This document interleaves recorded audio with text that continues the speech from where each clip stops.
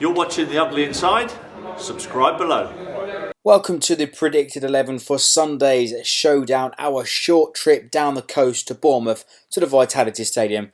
Let's get into the team. So between the sticks then today, we've seen in Puel's press conference, Alex McCarthy's actually made a return to training. It's good to see the return of him, but undoubtedly Fraser Forster in the nets on Sunday afternoon. Into the back four then, I've got this wrong in the last 2 weeks. Quite consistently, I was unaware that Cedric had been ill, but again, going back to the press conference, that Puel has said that Cedric was out with flu and he's expected to make a return on Sunday. So that being said, Cedric Soares in at right back. I think Cedric's got more going forward than Martina. Martina perhaps defensively is better than Cedric, but I think for this game, we're going to need high energy and we're going to need to be clinical with our deliveries and players getting on the end of that. So Cedric in at right back. And alongside him then our captain, club legend, Jose Fonte to retain his place leading out the squad as he did against Stoke on Wednesday night. Next to him then in defence, another player that's on the list pretty much every single game. Probably the first name on the team sheet in my opinion, being our best player this season by perhaps a country mile, Virgil van Dijk. Finishing off the back four then on the topic of left backs, Matt Targett is pretty much ruled out for the rest of the season. He's had an operation on his knee and we don't expect to see him back anytime soon. So they really have only got two left backs available to us. We've got Sam McQueen, but I think Sunday we're going to see Ryan Bertrand retain his place against Bournemouth. Into midfield, then the midfield three. I think there's going to be some changes in the midfield this week on Sunday.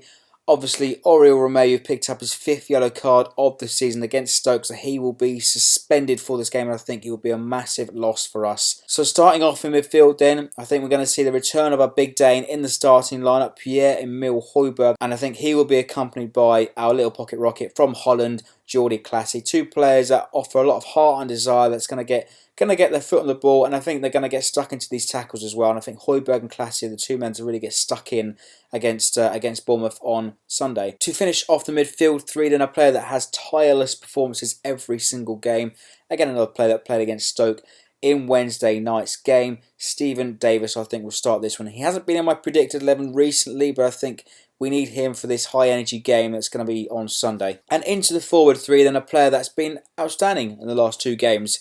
A superb strike against Middlesbrough 2 weeks ago, and a game against Stoke, which looked like he was finally finding his feet. So Sofiane Boufal in my starting 11. In the centre forward position then, there's a bit of a debate between these two that we've only got available. We know Austin's out for 4 months. We've got Shane Long or Jay Rodriguez. Jay Rod, unfortunate to get his big toe on the end of that pass from Boufal against Stoke and really deserved a goal from getting into that position.